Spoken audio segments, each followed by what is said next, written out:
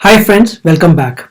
तो आज का हमारा वीडियो है चाइना के खिलाफ जाकर बेशुमार मोहब्बत लुटाने वाले भारत पर फिदा हो गया ताइवान।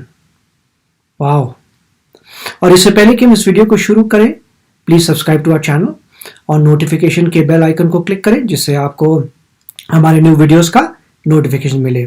अगर आपको वीडियो अच्छा लगता है तो प्लीज लाइक एंड शेयर। चलिए शुरू करते हैं।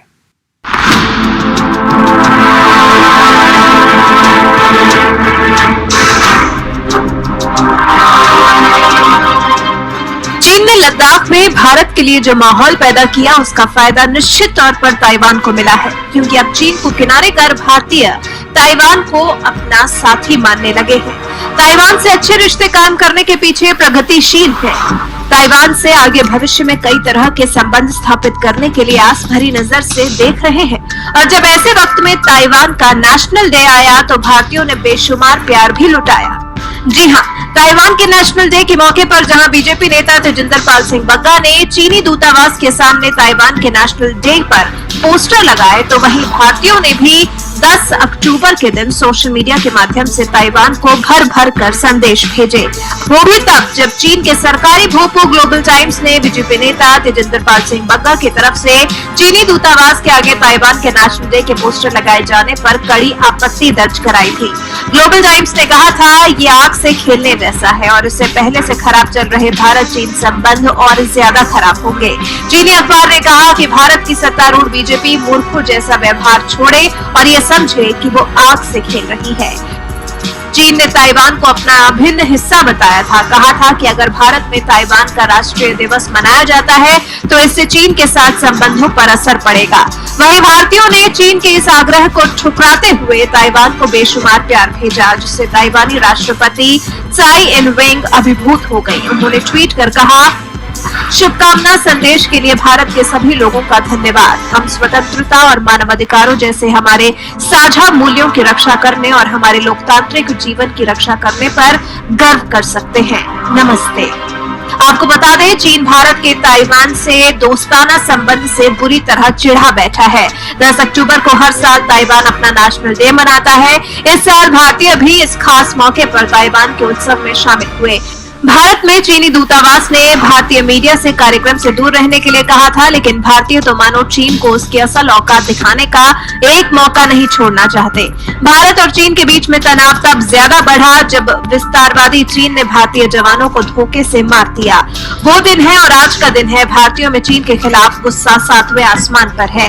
भारतीय बस एक मौका चाहते हैं कि कैसे भी चीन को उसी दर्द का एहसास कराएं जिस दर्द से अपने जवानों को खोने के बाद भारत गुजरा है।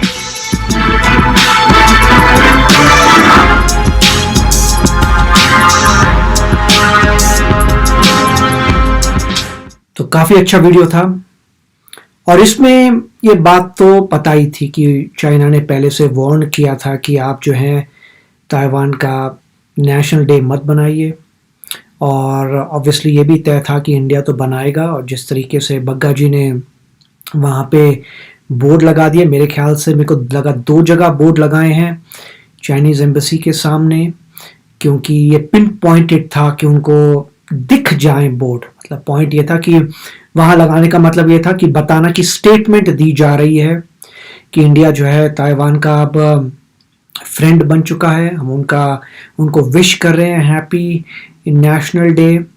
और अब इसमें क्या है कि चाइना जो है ताइवान को एक सेपरेट एंटिटी नहीं मानता, वो मानता है कि ताइवान चाइना का ही पार्ट है। तो अगर कोई भी कंट्री रिकॉग्नाइज करती है ताइवान को तो वो चाइना के अगेंस्ट जा रही है, क्योंकि चाइना के हिसाब से तो वो एग्जिस्ट ही नहीं करता। तो अब इस तरीके से रिकॉग्निशन आना, वो भी एक गवर्नमेंट ऑफिशियल से, जिसने गवर्नमेंट ऑफिशियल बग्गा जी जिन्होंने उसी बोर्ड के ऊपर अपना नाम लिखा है, तो उन्होंने कहा सीधा मुझसे बात करो, ये मेरा नाम है, मैं लिख रहा हूँ नाम अपना बोर्ड पे और ये बोर्ड है तुम्हारी एम्बेसी के सामने लगा रहा हूँ, जिससे तुम्हें पता लगे कि हम बिल्कुल सेलिब्रेट करेंगे। तो ये बहुत ही स्ट्रेट मैसेज है और ये मैसेज जाता है कि चाइना को कि अगर तुम ऐसे कॉन्फ्लिक्ट करोगे तो इंडिया सारे मुद्दे सामने लेके आ सकता है। ताइवान एक है, उसके बाद तिब्बत भी है, हांगकांग भी है, साउथ चाइना सी भी है, और जितने भी इश्यूज हैं उन सबको सामने लेके आ सकता है। इनफैक्ट इंडिया जो है क्वाड में भी अब जल्दी कर सकता है कि चलो क्वाड को फाइनलाइज किया जाए और देखा जाए कब एक्सरसाइजेस शुरू होंगी, या अगर हो रही हैं तो इंक्रीज कैसे होंगी, किस तरीके से पैक्ट होगा, कितनी आर्मी डेडिकेट होगी, तो ये सब बातें होंगी।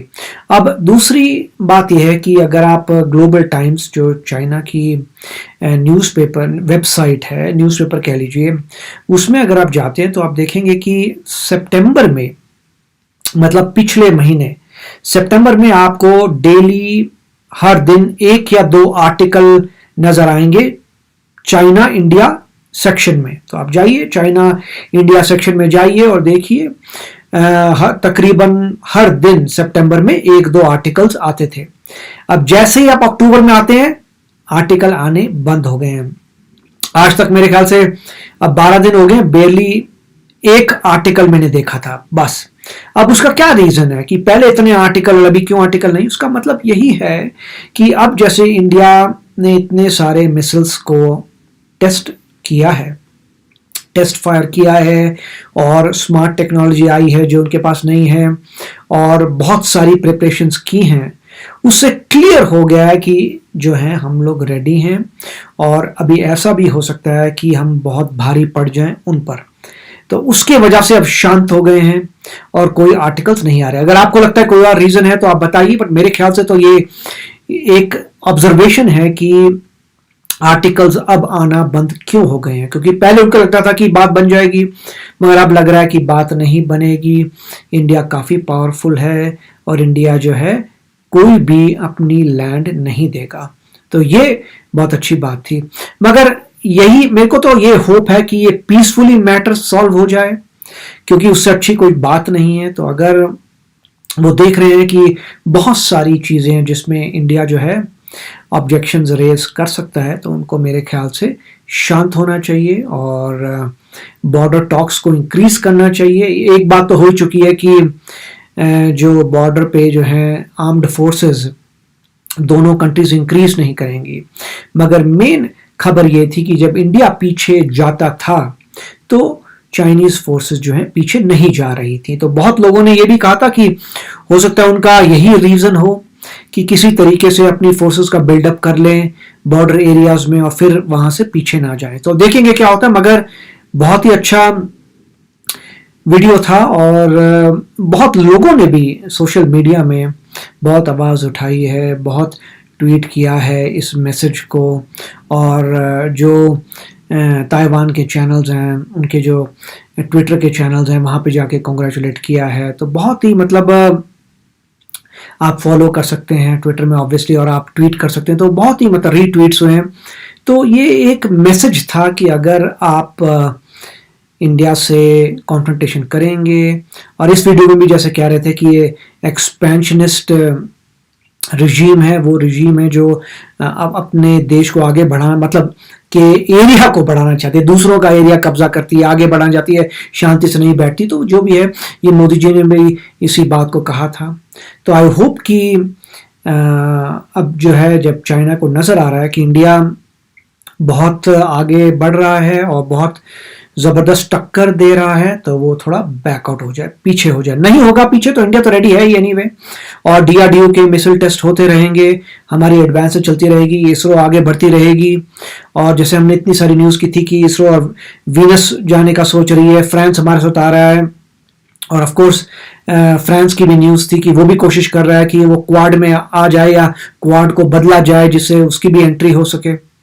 तो मेरे ख्याल से बहुत पॉजिटिव न्यूज़ आ रही है। अब देखेंगे कि क्या होता है, और बहुत अच्छा लगा देखकर कि जिस तरीके से इंडिया ने किसी धमकी को सहन नहीं किया, कि अगर कोई ऐसे बोल रहा कि अगर तुम करोगे और तुम अगर आग से खेल रहे हो, तो गलत बात थी, ये बोलने की जरूरत नहीं थी। तो काफ़ी अच्छा वीडियो था, और फिर मिलेंगे अगले वीडियो में। Thank you, bye bye. तो अगर आप मेरे इस चैनल पे नए हो तो जल्दी से सब्सक्राइब के बटन को हिट करो और बेल आइकन को क्लिक करो, ताकि आपको मेरा जब नया वीडियो मैं लगाऊं आपको उसके बारे में जल्दी से पता चल जाए।